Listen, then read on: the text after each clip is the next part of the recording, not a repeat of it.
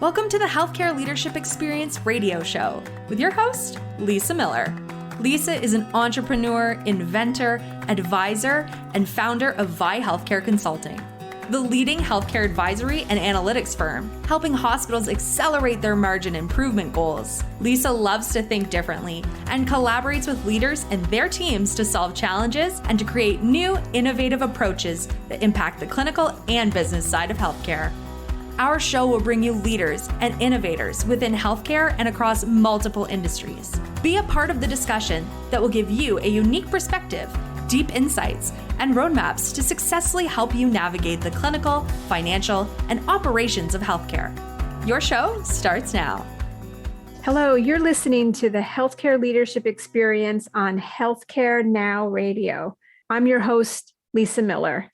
Welcome to the show. Today, I'm here with Jim Ferch, founder and CEO of Simplify OR, and we are going to have a fascinating conversation about all things OR, bill-only management, high-cost implants, and probably one of the most exciting technologies that I've seen in years, and had the opportunity to talk with Jim a few times and see what he's working on. And I think he's really on the cutting edge of helping hospitals manage implants and bill only. So Jim, welcome to the show. Thank you, Lisa. I appreciate your time today. Great. So I think how we can kick this off is if you can tell everyone about who you are, like your career journey, which I think when I learned about you was so interesting, because I think it's just a combination of your career, your experiences that really led you to develop such an important piece of technology that's providing some great services to the ORs and for hospitals throughout the country. So can you share your career journey with us? I sure can. So I want to date myself a little bit here, Lisa. Do you remember the dictation tank line by Dictaphone? Yes, I do. I used to be the production planner for that in Melbourne, Florida. And there's where I really started my lean/supply chain journey and really developed just-in-time techniques for manufacturing the tank line for Dictaphone there. From there, I moved over to Rockwell Collins and I bought Custom Logic semiconductors. And I thought, great, I'm moving into purchasing. This is high tech. And when I got into purchasing, they batched an, remember an AS400? Yes, I do. Weekly, we batched our AS400 for purchase requisitions. So on Monday morning, everybody got a stack about a foot thick of requisitions, triplicate. And the goal was to either place them or cancel them by weekend. So I thought, as a custom logic buyer, that's not what I wanted to do. So I took home the AS400 basic programming logic book and taught myself how to code on the AS400. And in three months, I automated my purchasing process. So when I came in Monday morning, I had one slip of paper on my desk instead of a stack a foot thick. That really had a couple exceptions. I had to fix in the item master file, force those out, and I was done purchasing by like 8:30 on Monday morning. So from there, I moved into another industry, aftermarket automotive, up in Northern Alabama. And we went from a push system to a pull system on SAP. And my supply base through to my distribution centers. We had 2 distribution centers where we pushed out about $180 million annually in aftermarket automotive parts. I developed a demand-driven scheduling module. So all the work centers, we knew what the demand was, we knew what our average throughput was, and the supervisors could walk around the shop and allocate employees where needed. And that really helped out show visibility of the demand on the pull system. From there, I moved into Rexnord. I was a corporate supply chain guy with a team of 5 individuals, 6 Sigma and Lean guys, and we went out to the march of quality, delivery, and cost, improved processes for the Rexnord facilities. And we implemented a software there that streamlined the order to manufacture process, which I thought was great because it really just streamlined everything and made it nice and smooth. And that's where I started actually looking at healthcare. And I moved into a purchasing role, director of supply chain for a healthcare system in Northern Alabama. That's where I really started to understand the procurement side of healthcare, if you will. You know, we have GPOs where we manage our contracts for med-surg supplies. A lot of IDNs and hospital networks out there manage their implant contracts independent, perhaps, of those contracts. But I think a main sticker for everybody, or a pain point for everybody, Lisa, is how we document implant cases. So I just want to take a step back for a minute because this is such the classic case of entrepreneurship.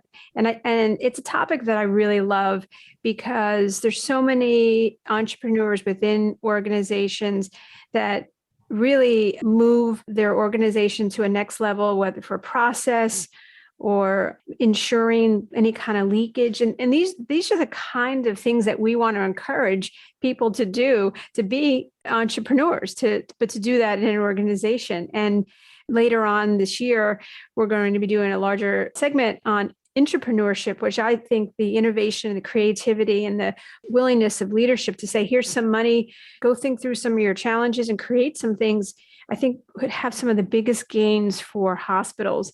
So I just love your story because you are an entrepreneur, and obviously you're an entrepreneur as well, but entrepreneurs solve problems and challenges. And it's just so fascinating that every place you've been able to see a bottleneck. You've been able to see a manual process, things that take so much time that are tactical, not strategic, and figure out a way using technology and smart processes to, instead of spending days, you've shrunk it to hours. And that's what we want to do. We want to encourage our people who are on the front lines to do that as well. So this is why I was so excited today. And the OR is a passion of mine. High cost implants, bill onlys, that's the work that we work in and day out, helping our hospitals save money. It's an enormous pain point. So why did you start, or why did you build Simplify OR? If you can kind of go through your story about, why, and maybe just roll right into what is Simplify OR, why that solution is different and unique and can help hospitals. Yeah, great question. Thank you. So like I said, I was the supply chain director at a healthcare system for about 13 years. Daily, we had issues relative to chasing charge numbers, cases being done outside of implant contract costs, and just daily conversations trying to get POs back to vendor reps. And the process is very, very fragmented and siloed. We have materials management systems in healthcare. We have electronic medical records in healthcare. We have implant vendor contracts.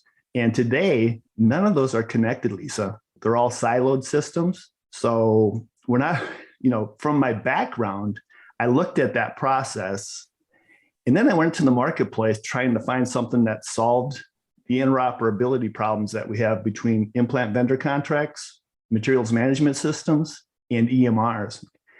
And there were some fragmented software solutions out there, but they didn't solve the whole problem. And I think I have a unique experience on it, Lisa. I'm not a domain expert in healthcare, but I think of myself as a domain expert relative to implant documentation and implant revenue streams. So taking my software background and loving to automate things, I looked at the implant documentation and implant revenue stream and automated it.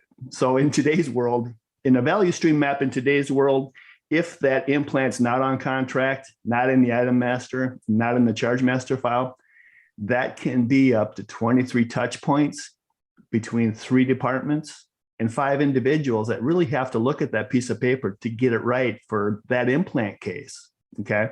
Now the deal is with implants is they're very, very random usage. It's not on a preference card. These items are used randomly to fix, if it's a broken bone or if it's a knee replacement, or even over in the cath lab, if it's a pacemaker or an ICD or a stent or a wire, or, in the women's center for certain implants. So when I looked at the process today, and hospitals spend between, I think, 65 and 75% of their expenses go towards implants. Again, whether it's in the cath lab, the OR, the women's center, and it's managed on slips of paper with stickers. So, when a case is completed, a circulating nurse takes those stickers, runs over to the computer and in the OR, the case was just completed, and documents the charting information for those implants for that patient account. Then she takes that slip of paper and she puts it in the inbox for the charge nurse of that OR. Now, if you go and look at the inbox for that charge nurse, typically it's thick with implant documentation that needs to be completed. The problem the charge nurse has is when she gets that implant write-up, she needs to look in the charge master file, find the right charge number for that implant, click on it to charge that patient correctly. And that's just one big task, for the charge nurse to go through that process. Now, when that piece of paper, that implant write-up, makes it over to purchasing needs to review that manual piece of paper with those stickers and identify in the contract the right contract pricing to be able to then create a PO in the materials management system. So I talk about, 23 touch points between 3 departments and really 4 or 5 people that need to touch that piece of paper to get it right every time. What my process does, or what my platform does, is we've automated all those processes. So all those manual touch points, we've created logic in the back end of our web application for that hospital. So literally, when the circulating nurse in the room taps approve on the app, we've automated all those manual touch points to be able to then take that information and automatically update the patient account charges, automatically update the patient account chart, and automatically create a PO in the hospital's materials management system. So pending the level of automation that provider wants to get to, we can automate the complete process for them now. And I think my domain experience as a supply chain guy at a healthcare system, I saw all the pain points every day that everybody had: patient financial services, circulating nurses, charge nurses, our OR directors, certainly my CFO, patient financial services, the vendor reps that have to chase POs at the end of a case, and the contracts person in a purchasing. So I've taken a really cumbersome manual siloed process, and I've created interoperability between implant vendor contracts, the materials management system for that healthcare system, and the EMR for that healthcare system to completely automate implant documentation for them.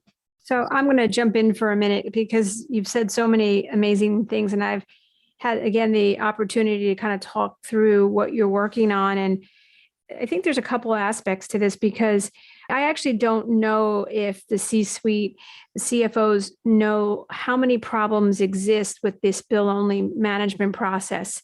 And I think they probably heard, there's some things going on and maybe discussions about how, it's being worked on, it's covered. No, we've got systems in place to ensure charge capture. There's ways to kind of audit that and review it. But there's a couple of things going on. One is anything that's this manual that has 23 touch points is going to have errors, is going to have issues, leakage, and problems. That's just human nature. We can't have that much manual processes and just not have issues. And second is I actually think the problem whenever we're working in a hospital is much bigger than what is thought of from the C-suite or from leadership. And whether that's, miscellaneous coding in the CDM for new items, if you've got capitated implants and some of those implants may or may not be used in a case, how do you track them? Off-contract spend, you talk a lot about it, we talk a lot about it, is a huge problem. If I'm walking into 2022 and I'm a CFO and I've got to pull some levers to see what's the biggest lever for margin improvement, I'm going right to the OR. I'm going right to my implants, to the 55 to 65% of my expenses. And I am tightening up that process. I'm tightening up the costs, the process for charge capture, everything you're going to be speaking about in a little more detail. That would be my number one place. So if you're just tuning in, you're listening to the Healthcare Leadership Experience radio show on Healthcare Now Radio, and I'm Lisa Miller, your host. Today, I'm joined with Jim Ferch. He is the founder and CEO of Simplify OR. We're having a great conversation about OR processes and bill-only management and implant cost. And the show is sponsored by Vi Healthcare Consulting, the leading healthcare advisory and analytics firm helping hospitals accelerate their margin improvement goals. Vi has collaborated with healthcare leaders and their teams to accelerate their strategic initiatives and improve their financial performance since 1999. You can learn more about Vi Healthcare on vihealthcare.com. So, Jim, I want to talk a little bit about the return on investment, or the investment piece, because hospitals hear capital, technology, they hear costs, and they think, okay, we've just come out of some pretty heavy times with the pandemic, and now we're kind of in that situation again, and we really kind of have to punt any new investments. I'm a big believer in self-funded investments, or investments that you prove they're performance-based, or there's a really proven ROI. So can you talk about the return on this investment? I sure can. Thanks. So in today's world, you can have anywhere from 10 to 25 different implant manufacturers and implant manufacturers reps visiting your ORs or your cath labs or your women's center every month. Each one of those vendor reps have their own way of documenting a case and providing that to your hospital to wade through and charge it correctly and ensure that you're creating a PO to your contract pricing. So what we've done, Lisa, is we've created a provider-driven implant revenue process that ensures implant vendor contract compliance, patient account charging, and charting compliance. There's no manual touch points in our process today. Where you mentioned earlier, we can have meetings, we can look at processes, but over time, those manual processes tend to lax in ways that aren't 100% achieving their goal. When you put a solution in place like Simplify OR, we've actually looked at all the workflows for implant documentation and created automatic workflows to be able to document those cases correctly and get invoices from manufacturers that actually match our PO file, which is contract pricing. So if you look at an ROI with Simplify OR, I talked earlier about a circulating nurse running over to the computer, spending time in that surgery suite, updating the patient account chart, right? Let's say that takes 5 to 10 minutes. Then she walks up to the charge nurse desk and she hands that implant right up off to the charge nurse, who spends all day doing nothing but looking up charge numbers, calling purchasing for a charge number, purchasing, calling the vendor up saying, hey, this isn't the contract pricing. Patient financial services having to create charge numbers. All those manual steps take time. So before I even built this platform, I reviewed a month's worth of orthopedic cases. And what I found, Lisa, is there was huge gaps relative to what was actually those stickers on that implant write-up compared to how that patient account got charged. And there was also gaps relative to what the vendor rep put down on pricing for that implant case versus our contract pricing. So I would say there's, the opportunity when you use my platform is you're ensuring implant vendor contract compliance, and you're ensuring that every implant that gets implanted into that patient, again, whether it's the cath lab, the women's center, or the OR, you're documenting that case to the correct charge number and ensuring that you're capturing all the billable charges for that case. So I have a couple of thoughts on that, and the ROI, just, whether that's a 10% improvement, 15% improvement. I mean, it could be an improvement on leakage in terms of revenue leakage or missed cost savings because you're off contract or not getting the right pricing. I mean, there's so many ways to kind of pull together an ROI or opportunities. I certainly feel like this is, again, an area as we started 2022 that it should be audited.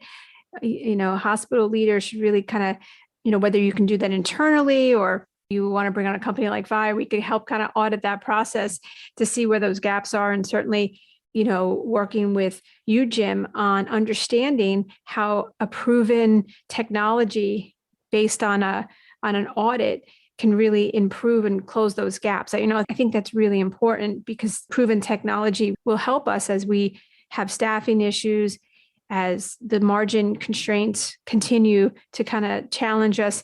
And, this is an area where you could really, hospitals can really gain some leverage. So I'd be interested in hearing from you some feedback some of your clients give to you, just different things that you might hear.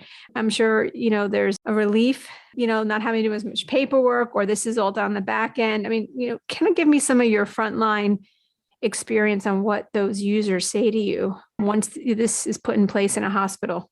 Yeah. It's wonderful feedback. And I think one of the rewards of building this is hearing that feedback. It's really great to hear, the nursing staff talk about, patient care instead of documenting implant cases.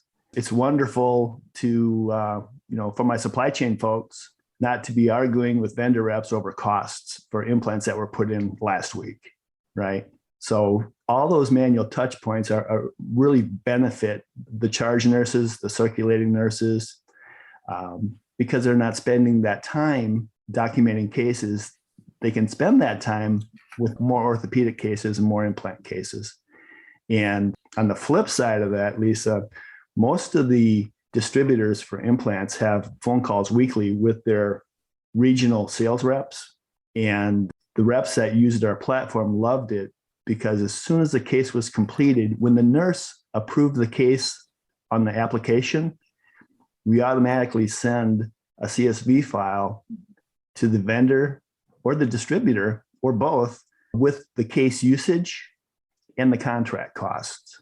So there's no arguing back and forth anymore relative to pricing because, like I mentioned earlier, it's a provider-driven process now. It's not driven by implant manufacturers and implant vendor reps. So it's a standardized process that streamlines implant documentation and implant revenue streams and really takes the burden, I would say, off of the charge nurses and circulating nurses to do it right every time. Because we literally had meetings every month and reviewed implant write-ups to patient account charges and implant write-ups to POs and invoices, like you would do when you go in and do an audit, right? So I think from a hospital perspective, we loved it because we took all those manual processes and we automated them to really yield back the time in documenting cases back to the providers where they can focus on patient care. Yeah. And I love the provider-driven process. So, for us at Vi, we talk a lot about on the purchase services side that because it's so hard to get to the line item data, it's on the invoices, we're extracting and analyzing and giving that to our hospitals. If they're not using a technology and automated process like we have, they've got to rely on the vendor for the data. And every single time we see the vendor provided data versus the invoice data, it's wrong. There's never, ever been a match. 22 years, it's never been a match. And our thinking here is, and our approach is different. We want a provider-driven data, provider-driven process like you talk about. Hospitals have to be self-reliant with their data. Whether it's payables or what's being consumed, they have to be reliant. And standardizing that process is so important. You're giving hospitals the ability to really control costs, to maximize revenue, because right now they're putting so much effort. I mean, and this is not an indictment of the hospitals. It's just so manual. No one has come up with a solution until you have, and it's like maintaining failure work, right? It's how do we have all these meetings and touch points and checks and rechecks with people to make sure we're capturing all these opportunities versus let's put in a standardized technology automated process and make it a provider-driven process. So I love that, Jim. And I want to have you back on the show because I want to go a little bit deeper into your work. You're doing some great things. Hospitals are really been able to achieve some great savings and process improvements. And really on the revenue side, as payers require documentation on implants, you're also making it easier for hospitals to send through proven documentation to payers, managed care payers. So there's so many benefits. And if you can share with the audience as we wrap up today, and looking forward to having you back, where they can reach you, Jim, and how they can get a hold of you. I know you're easy to work with. You do some great proof of concept work. You're helping hospitals. Your heart is in the right place. And, I'd love for our listeners to be able to reach out to you. Well, first off, thanks for your time today, Lisa, and the opportunity to speak with you and your audience. I really do appreciate it. The providers can reach out to me on LinkedIn. They can go to simplifyor.com. Those are two spots I spend a lot of time on, especially LinkedIn. LinkedIn is a great platform to push my message out to the provider base. And again, thank you for your time today. That was great, Jim. And you are doing some really cool things because you're giving some nice case examples. Folks should really kind of check you out on LinkedIn because you're doing some videos and giving a lot of educational information. And I actually watch them and I love it. You're really providing a great service and technology, and hospitals need it now more than ever. So I'd like to wrap up today's show and thank everyone for listening. We have some great shows coming up in the month of January, February, and March on all kinds of interesting conversations. Next week's show, we're going to be talking about the patient experience. It's going to be a really fascinating new approach on what you might be able to do in your own hospital. Again, you've listened to the Healthcare Leadership Experience radio show on Healthcare Now Radio. I'm Lisa Miller. Look forward to you continuing listening to our show. Thank you. Thank you for joining Lisa Miller for this episode of the Healthcare Leadership Experience radio show, sponsored by Vi Healthcare Consulting. If you enjoyed the show, subscribe so you can automatically get notified when new shows premiere weekly. Don't forget to leave us a review so more healthcare leaders like you can discover us. This show is on Healthcare Now Radio, Apple Podcast, Stitcher, Spotify, Pandora, and other major podcast platforms. To reach out to Lisa personally, you can join the conversation on LinkedIn, where Lisa continues to have discussions on the business of healthcare. You can find links to Lisa's other social platforms in the show notes or at vihealthcare.com. The Healthcare Leadership Experience radio show is the Think Differently communication for healthcare leaders, and we are honored to have you tune in. Join us next week for another episode of the Healthcare Leadership Experience radio show. Hi, this is Leah. You are listening to my mom's podcast, The Healthcare Leadership Experience. Hi, this is Fernando. If you would like to speak with my mom, just email her.